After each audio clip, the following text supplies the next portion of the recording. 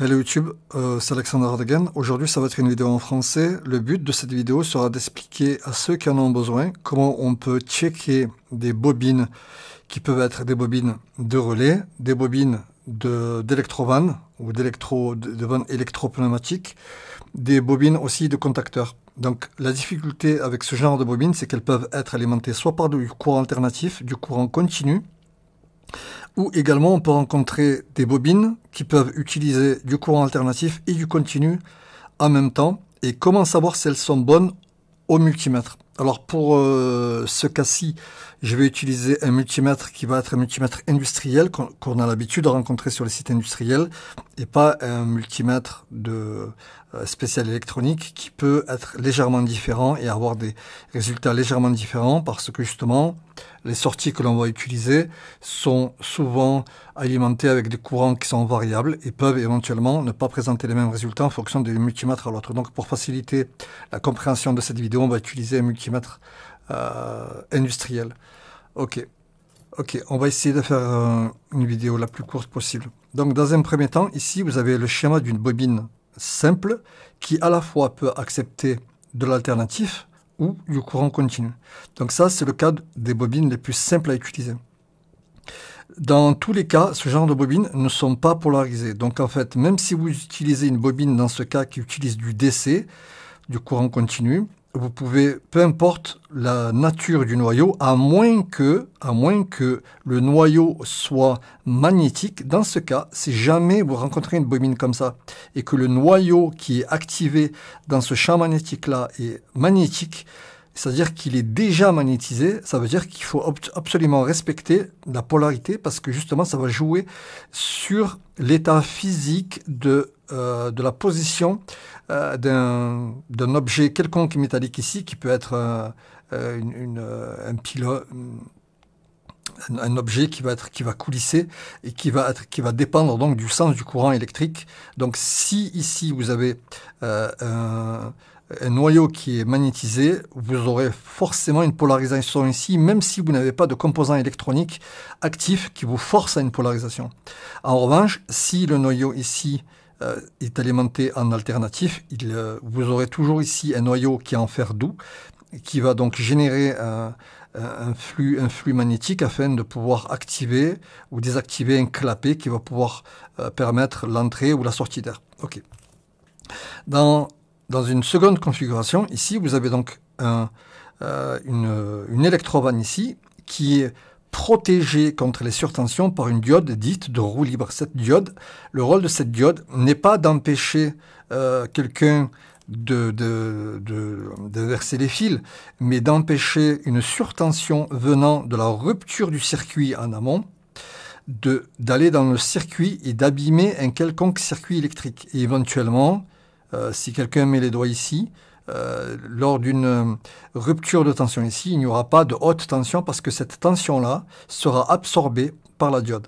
Le problème avec ce genre de bobine, c'est qu'il arrive que la diode ici, à force d'absorber des courants de roue libre, à chaque interruption de courant, elle finit par casser. Dans ce cas, vous allez rencontrer un court-circuit franc dans cette bobine-là, mais ça, vous pourrez le voir au multimètre. Dans une troisième configuration, je pense les avoir toutes dessinées ici, mais on ne sait jamais, peut-être qu'il en existe d'autres.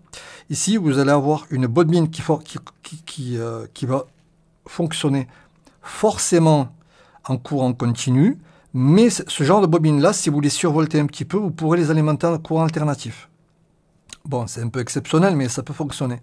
Donc, ce type de bobine-là va vous forcer à respecter la polarité, parce que si vous la branchez avec du courant alternatif, elle ne fonctionnera qu'avec une seule alternance sur deux, à moins que vous l'utilisiez avec une tension beaucoup plus haute. Mais ce genre de bobine-là, vous allez avoir une diode ici qui va en fait vous obliger à brancher la polarité donc au niveau de la diode, c'est-à-dire le plus au niveau de la diode, et vous allez avoir une polarité qui va être forcée, avec un champ magnétique forcé ici, qui sera toujours dans un sens bien défini. Alors, dans l'immédiat, ça fonctionnera toujours, à moins qu'il y ait un process un peu particulier qui ne vous permette pas d'utiliser un champ magnétique inversé. Bon, ce genre de bobine existe, et Et avec le multimètre, on va pouvoir regarder comment les diagnostiquer. Le quatrième cas de bobine, c'est une bobine qui peut fonctionner aussi bien en AC qu'en DC. Alors, lorsque, dans ce genre de bobine, vous alimentez la bobine en courant alternatif, eh bien en fait, vous avez un petit redresseur ici qui va transformer le courant alternatif en continu. Et vous aurez toujours un plus et un moins du même côté, peu importe ce qui va se passer à ce niveau-là. Qu'est-ce qui se passe si vous alimentez cet ensemble avec du courant continu? Peu importe que vous mettiez le courant continu avec le plus ici, le plus là, ou peu importe, vous aurez toujours un redressement de votre courant, de la même façon que s'il était alimenté en courant alternatif. À ce moment-là, vous n'aurez pas de semi-sinusoïde, vous aurez une sinusoïde qui sera, vous aurez une ligne droite, pas une sinusoïde, pas une semi-sinusoïde. Donc ce genre de bobine-là acceptera l'alternatif comme le continu. Mais ce type de configuration-là est aussi testable au multimètre. Alors dans ce cas ici, ce qui se passe, c'est que vous envoyez, peu importe l'alternance que vous envoyez, le courant va passer toujours par une diode et ressortir par une autre. Donc l'équivalent en matrix que nous allons voir sur ce cas-là sera l'apparition d'une tension de seuil qui sera égale à l'équivalent de 2 diodes. Si les diodes sont au silicium, vous aurez des présences de tension qui seront de 0,7 volts x 2. Si elles sont au germanium, ou si c'est des diodes un peu plus rapides, ça dépend de la qualité de diode, comme cette diode-ci, par exemple, présente une tension de 0,4 volts. Sur ce petit pont-là, c'est plutôt des 0,6, 0,7 sur le pont que j'ai mis ici pour simuler justement cet exemple-là. Ok, on passe au test au multimètre. Ok, donc ici on a un contacteur. Alors ce contacteur-là, il est assez rare parce que c'est un contacteur qui se trouve dans les vannes Rotork. Donc on appelle ça des vannes Rotork, mais en fait Rotork c'est une marque. C'est une vanne motorisée électrique qui ne fonctionne pas à l'aide de pneumatiques ou d'autres fluides, mais donc elles sont motorisées. Donc la marque de vanne motorisée la plus connue, je dirais, c'est Rotork. Donc on a l'habitude d'appeler ça des vannes Rotork. Enfin, j'ai l'habitude d'appeler ça des vannes Rotork. Donc sur ce type de contacteur, qui ressemble énormément à des contacteurs qu'on trouve dans les armoires industrielles, qui sont des commandes de moteurs triphasés. Donc en fait, on a une entrée bobine. Cette entrée bobine, elle est définie par A1, A2. Bon, je ne suis pas spécialiste en contacteurs, mais bon, voilà. Cette bobine, elle est définie par A1, A2, et celle-ci est bien particulière parce qu'elle est alimentée par du 24 volts alternatif. Généralement, les bobines A1, A2 sont alimentées par du 220 volts alternatif, mais dans ce cas-là, c'est du 24 volts alternatif. Alors donc, nous, si on veut tester cette bobine-là, donc c'est une bobine de contacteur, ce qu'on va faire, c'est que on va mettre en route le multimètre en mode diode et on va faire nos premiers essais sur les bobines A1, A2, sur les contacts de bobines A1, A2 qui sont ici. Je vais juste baisser et approcher ça ici. Voilà. Donc là, donc ici, donc en mode ohm-mètre sur mes bobines. Donc je me mets en A2 et A1 et on regarde ce que le multimètre affiche. Alors ce que le multimètre m'affiche, c'est une valeur ohmique qui est très basse. Cette valeur ohmique très basse est due à la nature en courant alternatif de cette bobine. Parce que si elle était faite pour fonctionner sur du continu, elle serait légèrement plus élevée. Bon, je ne vais pas rentrer dans les détails pour ne pas rendre la vidéo compliquée. Voilà, donc là on a une tension une résistance de 5,3 ohms du bobinage. Alors ce qu'on va faire maintenant, regardez bien, on va inverser les câbles, ok? Donc on inverse les câbles. Donc à partir du moment où on inverse les câbles, on fait nos mesures, qu'est-ce qu'on trouve? On trouve encore une résistance de 5,4 ohms.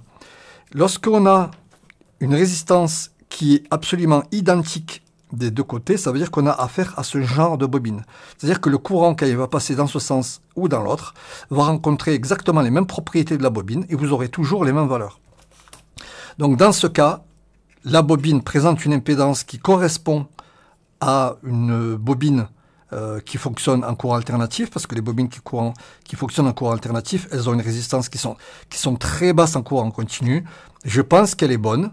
Bon, on peut je sais qu'elle est bonne, on peut la tester, la faire claquer, mais inutile. Dans ce cas-là, cette bobine, elle présente une continuité, une résistance qui n'est pas trop élevée ni trop basse, et je peux aussi la comparer avec une autre bobine du même style. Et si j'en ai une autre, je peux les comparer ensemble en regardant les résultats.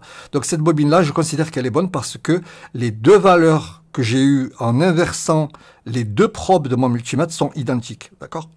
Donc celle-là, on va la mettre là, on l'a testée. Alors, je vais prendre le cas d'une bobine qui se trouve donc ici. Donc je vais trouver, on va regarder celle-là. Alors ça, c'est ce que vous allez rencontrer sur les contacteurs triphasés de haute puissance qu'on peut rencontrer assez couramment, très couramment même. Celle-ci est un peu grosse, mais bon, je l'ai un petit peu bricolée pour qu'elle corresponde à nos besoins. C'est pas une vraie bobine. Peu importe, je vais utiliser.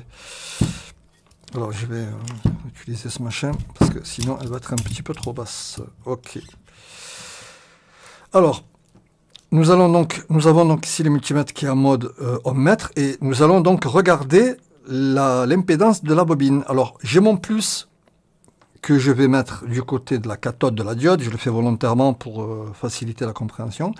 Donc là, je me mets aux bornes de ma bobine et on regarde l'impédance qui est affichée. Là, qu'est-ce qu'on a? On a une impédance de 400 ohms.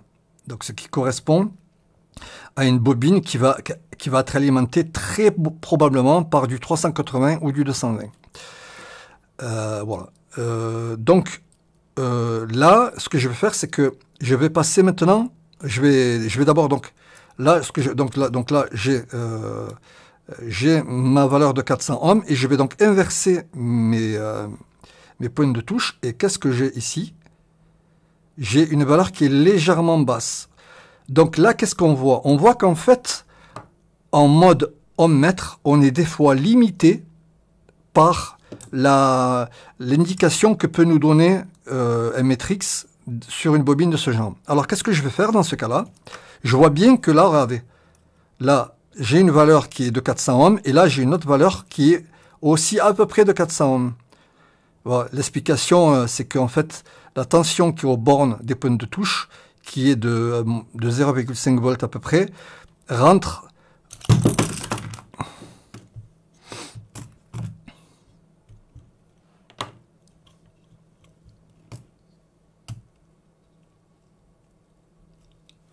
ok.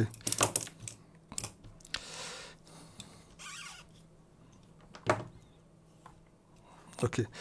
Donc là, si là, la valeur que j'ai,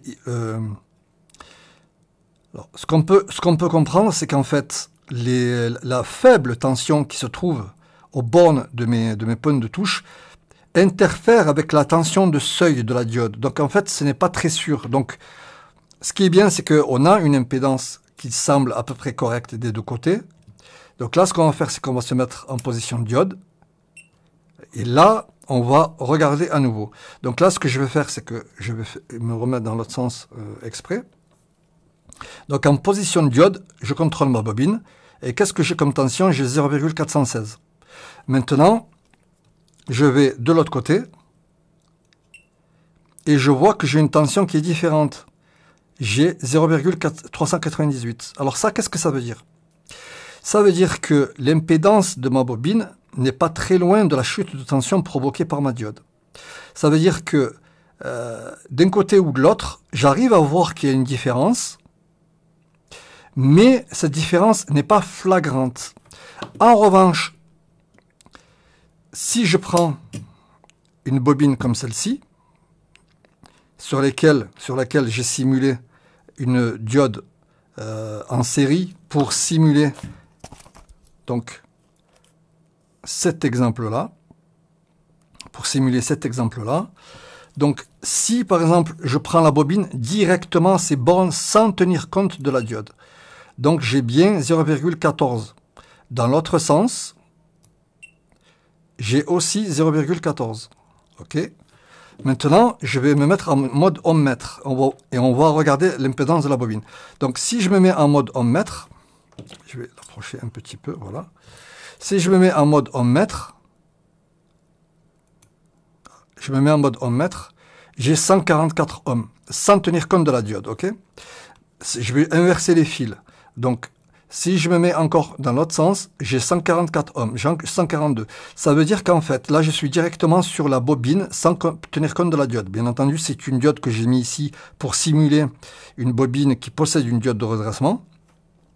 Donc maintenant, je vais prendre en compte la diode. Donc, si je prends en compte la diode, là, je vois que j'ai une valeur qui est beaucoup plus élevée. Pourquoi? Parce que la diode absorbe le courant de probe des points de touche, le courant de sondage, le courant de sonde. Ma diode qui a une tension de seuil de 0,7 volts. Oh, qu'est-ce qui se passe?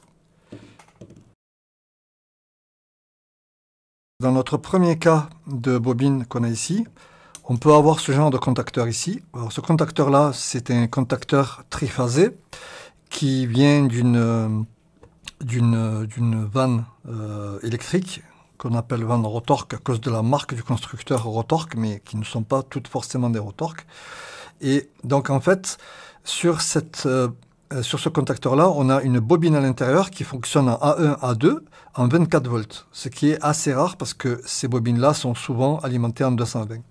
Mais peu importe, l'exemple est le même. Donc, on va contrôler l'impédance de cette bobine-là pour savoir si elle est correcte, sachant qu'une impédance d'une bobine à courant alternatif est souvent beaucoup plus basse qu'une impédance de bobine à courant continu. Alors, donc là, on regarde notre valeur, donc on a 5,4 ohms. Et là, ce qu'on fait pour contrôler un petit peu, donc j'inverse mes deux pointes de touche, ok? Et en inversant mes deux pointes de touche, je refais mon contrôle. Et là, donc, qu'est-ce que j'ai? J'ai 5,5, qui est à peu près la même valeur, ok? Donc, cette bobine-là, elle est considérée comme bonne, elle n'est pas court-circuitée. Si elle était court-circuitée, on aurait une impédance qui serait beaucoup plus basse. Et dans le pire des cas, je peux la tester électriquement. Et donc, dans ce cas-là, la bobine semble être bonne et elle n'est pas forcément polarisée. Elle n'est pas du tout polarisée parce qu'elle fonctionne en alternatif. Voilà, comme vous pouvez le voir écrit ici. 200, donc 24 volts, 50 Hz ou 60 Hz. Voilà. Ok, donc maintenant on va passer sur l'exemple qui est ici. Donc en fait, c'est un exemple de bobine qui est protégée avec une diode de roue libre. Alors, j'ai pas sous la main de bobine spécialement à cet effet, donc j'en ai construit une. Ça, c'est une bobine qui fonctionne en tension assez élevée. Je pense qu'elle est commandée peut-être par du 220, mais comme je n'ai que le noyau, je ne sais plus exactement. Mais peu importe. Donc en fait, on a ici une bobine qui présente une diode de protection de roue libre.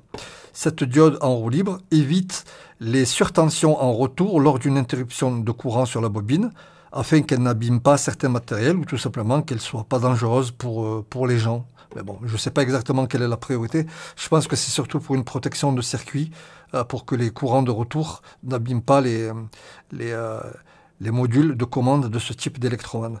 Donc, dans ce cas-là, donc toujours en mode ohmmètre, voilà, toujours en mode ohmmètre, je vais utiliser mes points de touche et pour l'instant, je vais juste regarder qu'est-ce que ça m'affiche.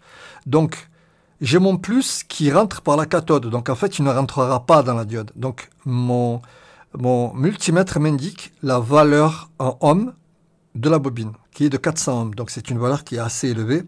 On peut supposer que soit elle fonctionne en 380 volts, soit elle fonctionne en 48 volts continu, par exemple. Alors, j'inverse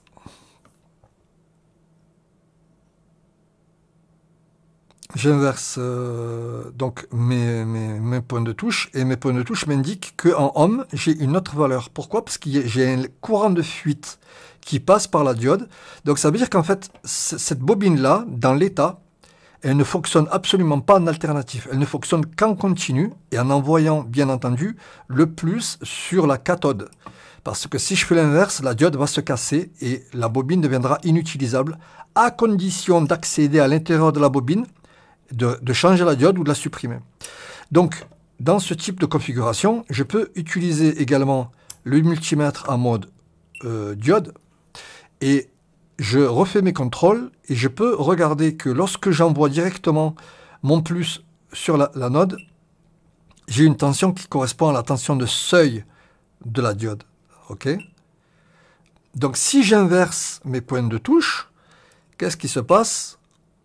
Eh bien, malheureusement, c'est un très mauvais exemple parce que j'ai une tension qui est vraiment très, très, très similaire à cause de l'impédance vraiment très juste de la bobine. Bon, c'est pas un très, très bon exemple, mais si j'arrive à voir dans... Voilà, mais j'ai quand même une différence, vous voyez? Alors, si je passe par la diode, j'ai 398, et si je passe par la bobine, j'ai 417. Alors ça veut dire, lorsque j'ai une valeur, selon le sens des points de touche que je mets, lorsque j'ai une valeur qui est différente, ça veut dire que d'un côté, je prends une chute de tension qui est liée à la valeur ohmique de mon bobinage, et de l'autre côté, je prends une chute de tension qui peut être l'addition des deux ou uniquement la prise en charge uniquement par la jonction qui est dans la diode. Donc ça veut dire que lorsque j'ai des résultats comme cela, sur une bobine, ça veut dire qu'elle est protégée par une diode de roue libre. Dans tous les cas, j'ai une continuité avec un non-court-circuit qui m'indique que cette bobine est correcte et qui m'indique également que cette bobine est polarisée. Donc voilà, donc dans ce cas-là, avant le démontage, je dois bien faire attention de repérer le positif du négatif. Ce genre de bobine ne fonctionne jamais sur de l'alternatif. De l'alternatif sur une bobine, une protection en roue libre sur une bobine, sur une bobine alimentant en alternatif, ça n'existe pas. Voilà, donc là, on a une tension de seuil qui est différente, donc ça veut dire qu'en fait, il faut impérativement respecter les polarités sur ce type de bobine. Donc, nous allons donc regarder ici, donc en fait, cette configuration ici. Alors, bien entendu, je n'ai pas de bobine avec une réelle diode intégrée, parce que les diodes intégrées comme ceci, on ne les voit pas, elles sont à l'intérieur dans le moule. Mais moi, pour l'exemple, j'en ai mis une comme ça, qui est visible. Mais en fait, cette diode-là, vous ne la voyez pas. Elle est à l'intérieur, moulée dans le plastique. Okay, donc là, on va tester donc, à l'ohmmètre, bien entendu, au début. Alors, pour vous montrer qu'en fait, une bobine classique, parce que c'est une bobine classique que j'ai modifiée.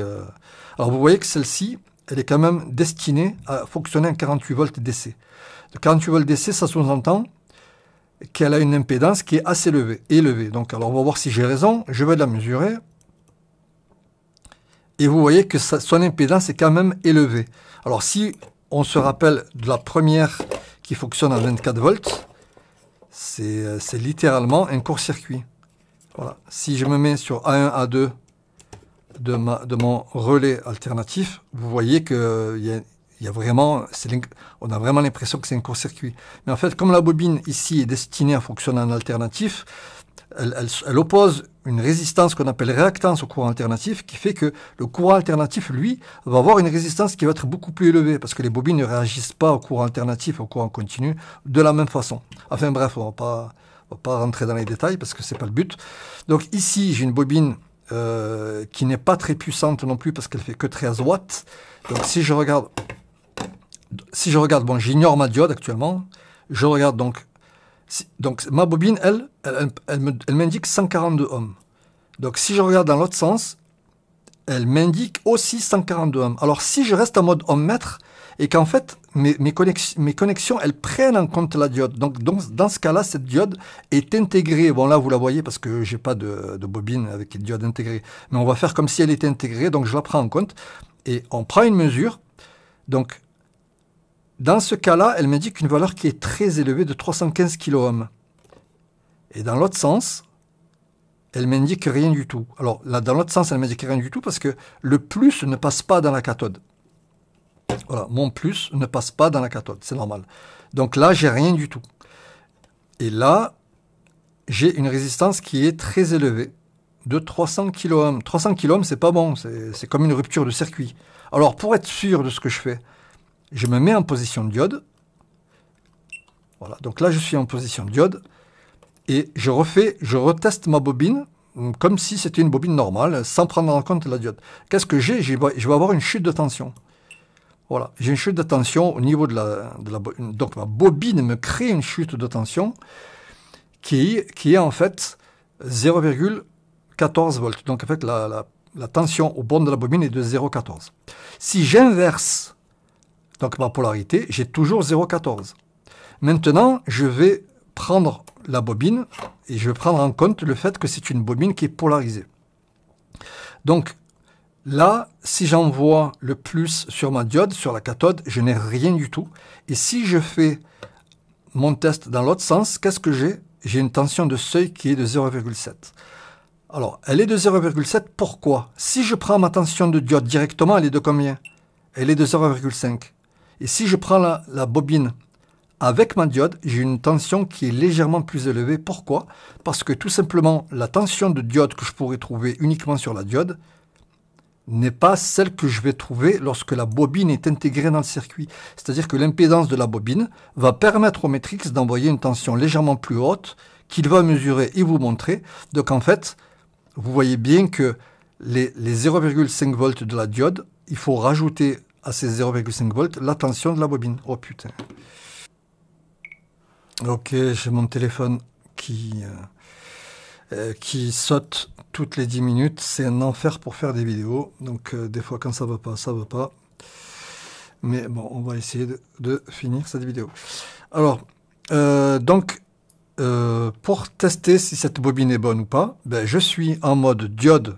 C'est mieux en mode diode. Et je vois que ici, donc, j'ai une tension qui est de 0,7 volts ici. Voilà. Voilà. Donc, si je l'ai d'un côté et que je ne l'ai pas de l'autre, ça veut dire que tout va bien sur cette bobine polarisée. Mais dans la majorité des cas, cette diode-là, vous ne la voyez pas. En fait, vous savez qu'il y en a une parce que le multimètre vous indique des valeurs différentes selon que vous mettez les points de touche d'un côté ou de l'autre. Voilà. Donc cette bobine, si vous voyez qu'en fait... Alors, bien entendu, il faut prendre en compte... la diode. Donc si vous voyez qu'elle vous affiche une valeur de 0,7 et rien du tout de l'autre côté, ben, la bobine est bonne, tout simplement. Et bien entendu, lorsque vous devrez la brancher, vous devrez mettre le plus là où vous mettez la pointe de touche positive de votre matrix, de votre multimètre. Voilà. Ok. Donc maintenant qu'on a vu la diode, la bobine avec la diode intégrée, qui est ici, nous allons passer à cette bobine-là. Alors cette bobine-là, donc j'en ai pas sous la main, donc je l'ai conçue comme ça pour l'exemple, pour voir un petit peu comment ça se passe.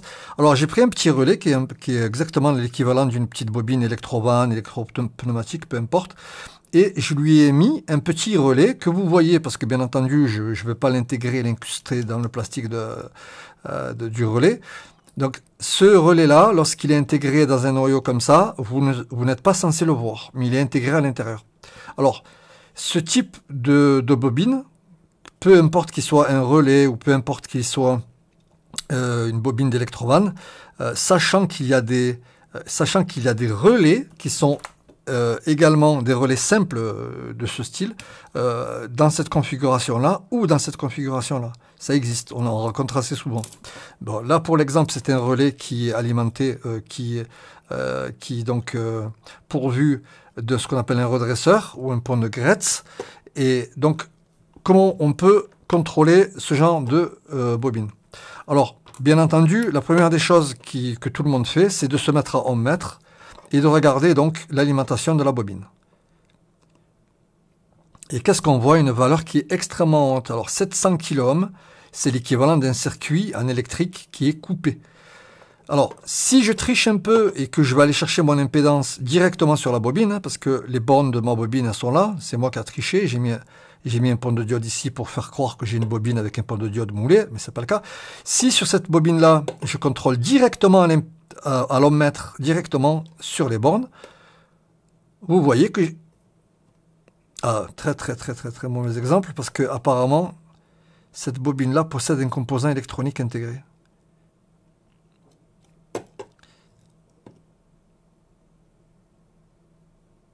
Allez, vous voyez? Ah non, c'est bon, j'ai dit des conneries, excusez-moi. Voilà. Donc, cette bobine-là, c'est une bobine qui fonctionne en 220 volts, je crois. Mais je ne suis pas sûr.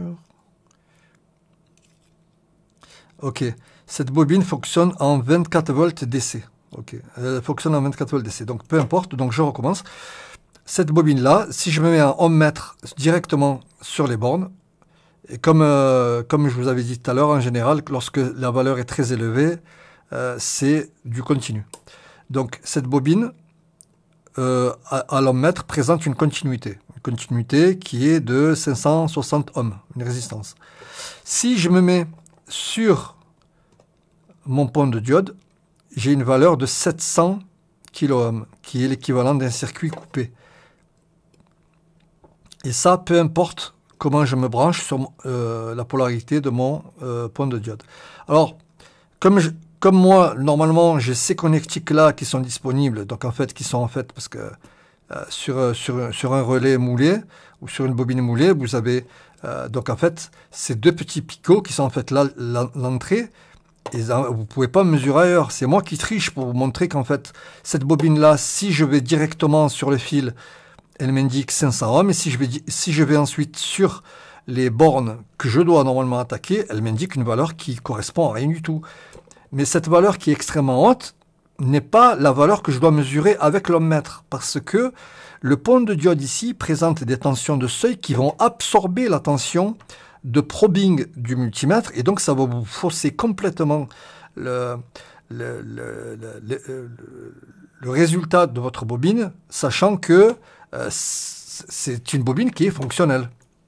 Donc dans ce cas, j'utilise le mode diode et je vais sonder en injectant une tension de diode à l'intérieur. Ces tensions de diode sont élevées, un peu plus élevées que les tensions que vous utilisez lorsque vous faites des mesures en ohmmètre. Et ces tensions de diode sont assez élevées pour vaincre les tensions de seuil et rentrer quand même dans le circuit et vous donner une idée ou un aperçu de comment est la bobine à l'intérieur. Le tout, c'est de pouvoir essayer de comprendre les tensions de diode et d'essayer de jongler avec pour essayer de comprendre comment ça fonctionne. Le multimètre, lui, présente ici, donc le multimètre, celui-là précisément, envoie ici une tension de 7 volts. Cette tension de 7 volts, très précisément, il n'y en a que 3 qui sont efficaces dans le sens d'analyse, et que vous pourrez voir affiché ici. Bon, c'est quand même 7 volts, c'est quand même une tension qui est assez élevée. Donc, si j'envoie mes 7 volts sur la bobine directement sans prendre en compte le bridge, le pont de diode, pardon, hop, il faut que je fasse ça, voilà. Voilà. Donc là, qu'est-ce que j'ai? J'ai une tension de 0,5 volts. Ok, donc je vais retourner mes points de touche. J'espère ne pas être trop compliqué. Donc j'ai toujours 0,5. Donc si maintenant je prends en compte mon pont de diode qui m'oblige donc à passer par là parce que on sous-entend que ce pont de diode est moulé et qu'on ne peut pas faire autrement. Donc voilà ce qui se passe. Vous voyez que j'ai plus 0,5 mais j'ai 1,7. C'est-à-dire qu'à 0,5, on a rajouté un petit peu de tension. La tension qui a été rajoutée à mes 0,5, qui est d'à peu près 0,7, 0,8, c'est la tension de seuil de mes diodes. Ok, comme vous pouvez le voir ici. Donc ici, j'ai donc mes 0,5 volts qui sont absorbés par le bobinage et les 0,7 ou 0,8 supplémentaires qui sont absorbés par ma diode qui se trouve ici et ma diode qui se trouve là. Donc, si avec mon multimètre en mode diode, j'obtiens une tension que je peux voir qui est d'à peu près de 1,7 volts dans ce cas, ça veut dire qu'en fait, il y a un pont de diode dans ma bobine. Et si j'inverse mes points de touche et que j'ai toujours une valeur qui correspond à celle que j'ai trouvée tout à l'heure, ça veut dire que c'est un pont de diode. C'est un pont de diode qui vous permet d'avoir les mêmes valeurs en tension d'un côté ou de l'autre. Alors que si vous étiez dans cette configuration-là, vous auriez une valeur en tension d'un côté et pas une valeur de tension de l'autre. Et à peu près pareil pour celle-ci, à peu près pareil, parce que des fois, la valeur du bobinage ici, par drôle de hasard, elle se trouve à peu près équivalente à la chute de tension que fait la diode, donc des fois. Mais bon, il y a toujours quelques petits dixièmes de volts qui font la différence, donc on arrive toujours à faire la différence quoi qu'il en soit. Donc ici, dans mon cas, Alors, il faut savoir qu'un court-circuit sur une diode, voilà ce qu'on obtient. Voilà. On obtient 0 volts. Pourquoi? Parce que le multimètre essaie d'envoyer une tension qu'il est en train de mesurer actuellement, mais il mesure une tension qui est trop élevée pour lui. Donc en fait, il vous affiche overload. Overload parce qu'il n'y a rien ici qui puisse faire tomber la tension du multimètre en mode diode. Mais lorsque je la branche, vous avez la tension qui s'écroule. Cette tension qui s'écroule est à la hauteur de la tension absorbée par votre dipôle. Cette tension, elle est absorbée soit par le bobinage, comme ici, soit par le bobinage et le pont de diode. Donc en fait, vous avez une tension qui est sensiblement plus élevée. Dans ce cas, vous pouvez donc savoir, dans ce cas-là, lorsque vous avez des tensions qui sont les mêmes des deux côtés, qu'il y a un pont de diode et qu'en fait ce relais fonctionne aussi bien en alternatif qu'en continu et qu'il n'y a pas de polarité sur ce type de relais. Voilà, j'espère avoir été assez clair. J'espère ne pas avoir été trop compliqué. Voilà, c'était pour essayer d'aider certaines personnes qui ont envie de voir comment on peut tester des bobines avec un multimètre et de savoir si elles sont polarisées ou non et si elles présentent des résultats un peu bizarres, comment analyser ces résultats. C'était Alexander Hardegen, je vous dis à très bientôt.